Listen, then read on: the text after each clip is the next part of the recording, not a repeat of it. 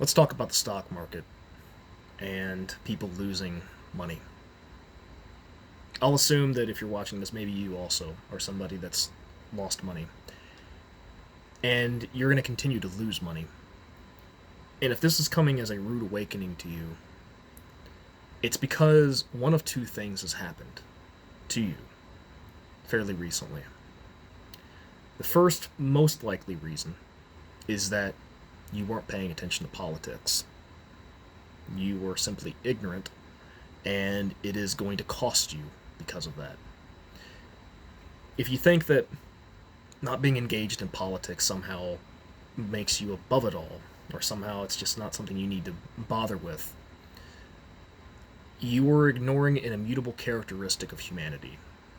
Politics is something that exists within us, the same as religion, the same as the drive for food or water. Politics is something baked into our psyche. And if you choose to believe that you don't have to play in it, you will surround yourself by politically minded people that will take advantage of you. Now, the second aspect of this, the second possible reason why you're caught off guard, is because you didn't think that the president would actually follow through on this threat. You could have been a supporter, you voted for him, and you thought, there ain't no way he's actually going to do something this stupid. Now, if you're digging your heels on this and you're trying to find some kind of rationale behind this, that surely there's an answer to it, you know, to all this economic damage that he's doing right now. There is an answer, but you're not going to like it. The real reason of what's going on is to deliberately crash this economy. Going according to plan. But why? What would be the point? Because crashing an economy achieves two things. The first is it allows for only the super rich to be what's left standing when the dust settles. When you crash an economy, it forces people to sell off everything. Their homes, their cars, their family farms, their retirement, all of it. And the only people that can afford to buy it up at the end of it are the super rich. This has happened time and time again. Now, the second reason as to why you'd want to crash an economy is to prove that you can. To deliberately crash an economy like this is an overt attempt to subvert our economic system to become subservient to the state. Most economies in the world are supposed to be self-reliant, stabilizing systems, right? They kind of an engine that drives our society in a way. But if you are somebody who decides that they want to control everything, that they want to consolidate power, you target the economy. You break it down, and you make people more reliant on the crumbs that you're willing to feed them, which is why you see this administration targeting all the social safety nets, all of the means and mechanisms to protect people from government abuses. You take away everything from people to prove to the people that you can get away with it. And while this is happening, the administration is allowed to gobble up more and more power and control the new rules of the game that they're trying to form.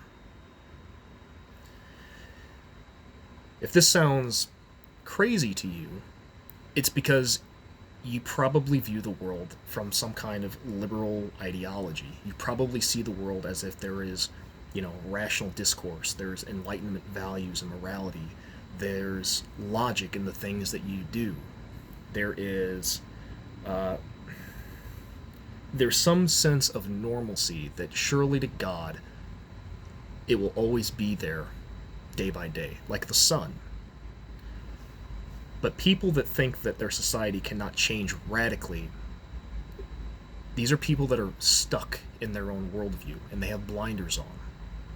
They can't recognize that something like this can and is happening here. Now, there's a third type of person who may be losing money in this situation, and they're okay with it. All trust your leader, all in service of the state. Whatever it takes, make it happen. Now, these types of people, we'll call them Fs for a very particular ideology. These types of people may or may not know necessarily what it is that they're doing. But at the end of the day, it doesn't really matter, because it's all one and the same. An F ideology is one that willingly throws itself at the feet of a strong man. They believe that only a strong man can fix this broken world to create some kind of rejuvenation project to make America great again. And there is no limit, there's no depths that these people will not go to support this idea of rejuvenation, because they are obsessed, they are captured by their own ideology, and they're walled off from introspection, and so they have nothing but blind spots, and they can't see outside from themselves. Now, what you'll probably see in a month's time, it won't take very long, as this administration starts to eat away at people's rights to due process and freedom of speech and everything. At the meantime, there's economic downfall happening. This administration, its approval rating is going to go lower and lower and lower, right? And it's going to call into question the legitimacy of the ruler. Now, a ruler in this circumstance, if they're already willing to crash the economy in order to consolidate power, they're going to do the next thing too.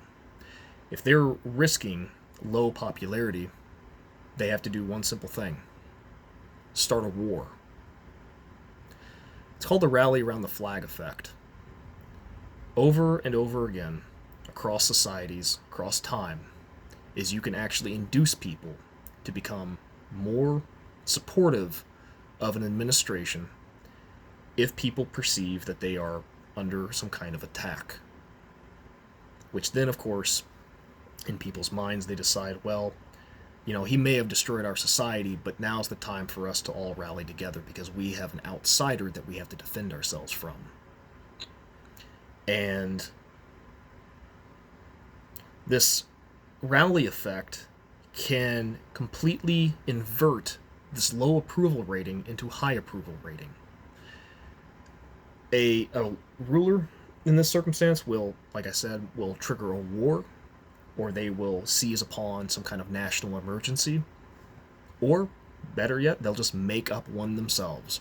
They will deliberately induce a catastrophe so that only they can fix it.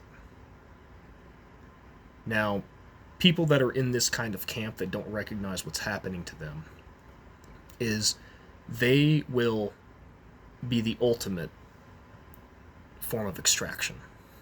They will become the real fuel for our society, because they themselves will sell not their houses, not their cars, but they will sell out their friends and their families and their communities, and then finally they will sell their very souls, all in service of the state. All in this belief that, what did the president say? He who saves his country does not violate any law.